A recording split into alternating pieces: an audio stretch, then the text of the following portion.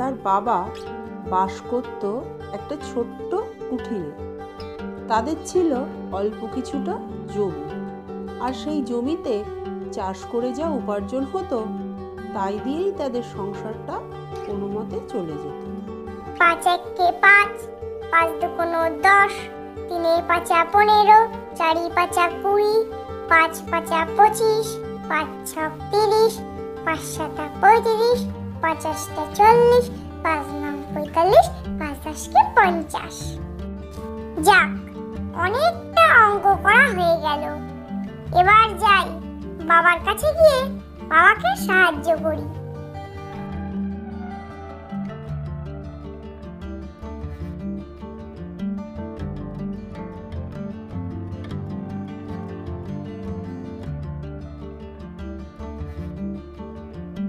জীবন, তুই স্কুলে যাবি না?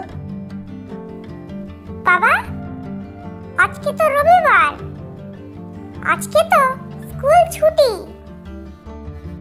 ও, আমি আজ ভুলেই গিয়েছি যে আজ রবিবার। বাবা, আমি ভাবছি আজ তোমার সঙ্গে মাঠে যাব, আর মাঠে গিয়ে চাষাবাদ শিখবো, আর তোমাকে চাষে সাহায্য করব। না না বাবা, তোকে কষ্ট করতে হবে না। তুই ভালো করে লেখাপড়া কর। লেখাপড়া শিখে বড় চাকরি করতে হবে তো। আয়, অনেক বেলা হলো, খেয়ে নে, আমি মাঠে যাব। বাবা, তোমার তো ধান কাটা শেষ, ছাড়াও হয়ে গেছে, এখন আর মাঠে গিয়ে কি হবে? অল্প কিছু ধান মাঠে রয়ে গেছে, ওগুলো ঝেড়ে বাড়ি আনতে হবে তো। এবছর ভালো ধান হয়নি, তা যা আছে তার কিছুটা নিজেদের জন্য রেখে বাকিটা ভাবছি বিক্রি করব। বাবা, ধান বিক্রি করবে কেন? বিক্রি না করলে টাকা পাবো কোথা থেকে? অন্য জিনিস কিনবো কি করে? তারপর চাষি মাঠে চলে যায়, আর জীবন বাড়িতে পড়তে বসে।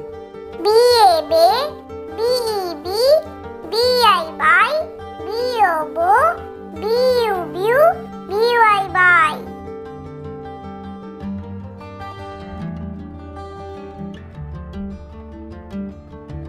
চাষির শরীর অসুস্থ বোধ করায় সে তাড়াতাড়ি বাড়ি ফিরে আসে, আর বাড়ি ফিরে তার একমাত্র ছেলে জীবনকে ডাকতে থাকে। বাবা, তোমার কি হয়েছে? তোমাকে দেখে আমার ঠিক ভালো লাগছে না। ও কিছু না, একটু গা গরম হয়েছে। বাবা, আমি ডাক্তার দিদিকে ডেকে নিয়ে আসি, তুমি বিছানায় গিয়ে শুয়ে থাকো। এত রাত্রে তোকে কোথাও যেতে হবে না, রাত্রে ঘুমালে সব ঠিক হয়ে যাবে।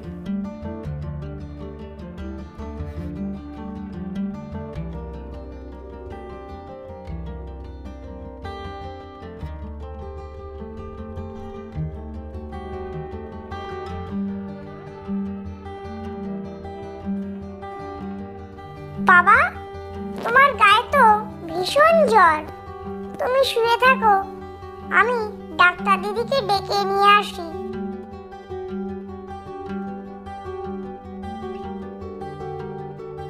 ডাক্তার দিদি, ও ডাক্তার দিদি, তুমি বাড়ি আছো? কে? জীবন? ডাক্তার দিদি, ও ডাক্তার দিদি, কাল থেকে বাবার খুব জ্বর, বাবা বিছানা থেকে উঠতেই পারছে না, বাবাকে একটু দেখতে যাবে? চল জীবন, সুবল কাকাকে দেখে আসি।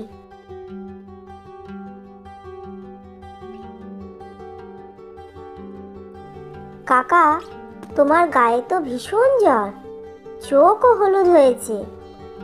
আমার তো লক্ষণ ভালো ঠেকছে না, মনে হচ্ছে জন্ডিস হয়েছে। তবে রক্ত পরীক্ষা করাতে হবে, আর বেশ কিছুদিন তোমাকে বিশ্রামে থাকতে হবে। রৌদ্রে একদম চলাফেরা করা যাবে না। অঞ্জু মা, আমি বাইরে বেরোতে না পারলে আয় করব কি করে?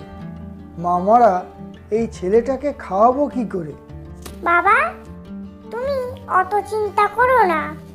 ঘরে ধান বিক্রি করা যে টাকা আছে, আগে ওই টাকা দিয়ে তোমার চিকিৎসা হবে, তারপর অন্য কিছু। জীবন, আমি বলি কি, তোদের যে ফাঁকা জমিটা পড়ে আছে সেখানে একবার কচু শাক লাগিয়ে দে। তার থেকে কচুর মুখী, কচুর লতি এত কিছু তুই বিক্রি করতে পারবি। আর শহরে কচু শাকের খুব চাহিদা, আর এতে খাটনিও কম। ঠিক বলেছ দিদি, একবার খেতে 3 রকম ফসল, সত্যি খুব মজার। তুই যখন কচু শাক চাষ করবি তখন জমিতে বেশি করে জল ঢেলে দিবি, আর জল দিলে কচুর ফলন ভালো হয়। জীবন বাজার থেকে কিছু কচু শাক কিনে তাদের জমিতে বসিয়ে দিল, আর অনেক জলও দিল। আবার ওই দিন খুব বৃষ্টিও হলো, আর মাঠে জল ভরে গেল। বাহ, কচু গাছগুলো তো বেশ বড় বড় হয়েছে। এবার এই কচু গাছ বাজারে বিক্রি করব আর টাকা ইনকাম করব। একই দেখছি, কচু খেতে কই মাছ। এত কই মাছ এলো কোথা থেকে? খুব ভালো হয়েছে। আগামীকাল ক্ষেত থেকে কিছুটা কচু ও কিছুটা কই মাছ ধরে বাজারে বিক্রি করব।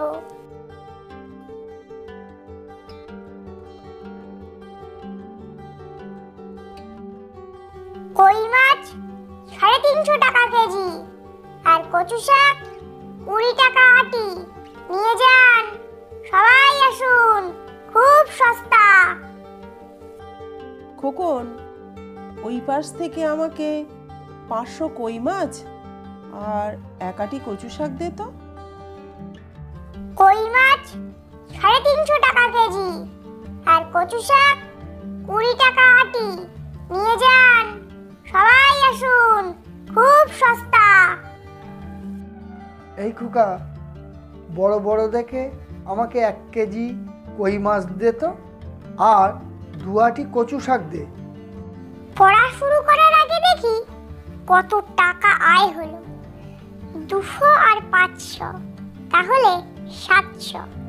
আর 1, 2, 3, 4, 5 আর 6টা 50 টাকা, অর্থাৎ 300 টাকা। এই তো মোট 1000 টাকা হয়েছে। যাই, বাবাকে এই খবরটা দিয়ে আসি।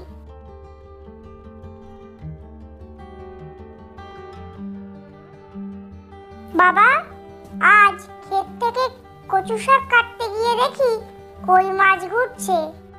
তাই আমি কিছুটা কচু শাক আর খানিকটা কই মাছ বাজারে বিক্রি করে এসেছি। তাতে আমার 1000 টাকা ইনকাম হয়েছে। এইভাবে চলতে থাকলে আমরা অনেক বড়লোক হয়ে যাব। অত ব্যস্ত হোস না বাবা, সৎভাবে চল, আস্তে আস্তে সব হবে। এইভাবে জীবন প্রতিদিন পড়াশুনোর পাশাপাশি ক্ষেত থেকে কচু শাক তুলে আর কই মাছ ধরে বাজারে বিক্রি করতে থাকলো, আর অনেক টাকাও উপার্জন হলো।